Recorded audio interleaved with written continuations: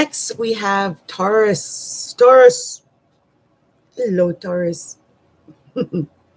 Well, the big emphasis for you guys are going to be on the 11th, 12th, and 1st houses. And the 11th house contains Pisces, where there's a lot of emphasis. And there is Mercury, which is retrograde, and Neptune, that's there. Earlier in the month, we had the new moon there in the 11th house. That's your friendships.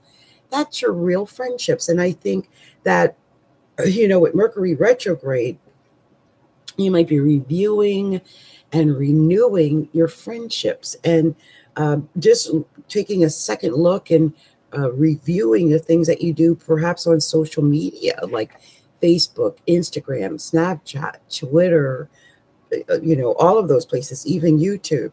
There could have been some confusion in that area because Neptune's there and Mercury's retrograding there.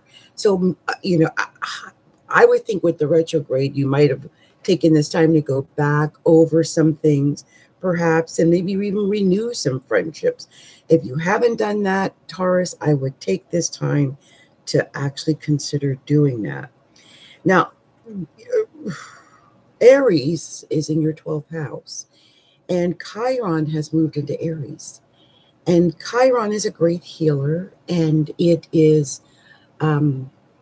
tends to have a wound where it goes. It heals the wound. It's there to heal, but it can be painful. So you might be having some internal issues. Maybe some things have cropped up that hurt, some things from the past that you didn't quite fix or didn't quite heal. But now you'll have an opportunity to heal these things. And I would take this time to heal these things. This is a great time to heal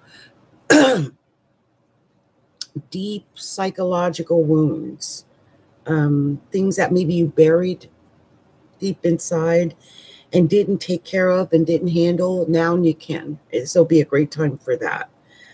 Also, Taurus, you yourself are being affected both by Mars and now by Uranus, which are in the sign of Taurus, and that's in your natural first house of Taurus.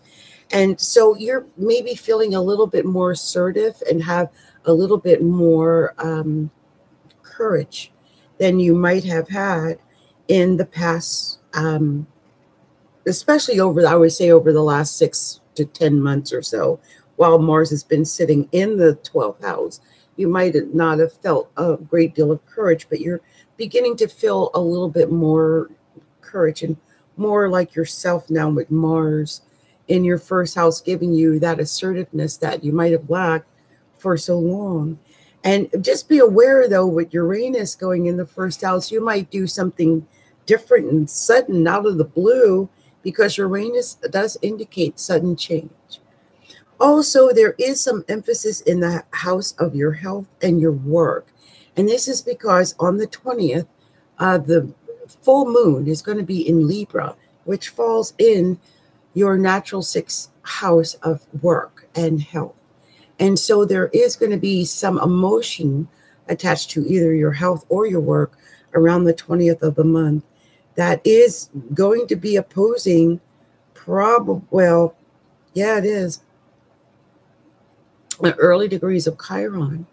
And the sun's going to be there as well, opposing this full moon. And so be aware of that. You might have some psychological issues that are affecting you at work, or some health issues that are affecting you psychologically, one or the other. These are things to be aware of on the 20th of the month.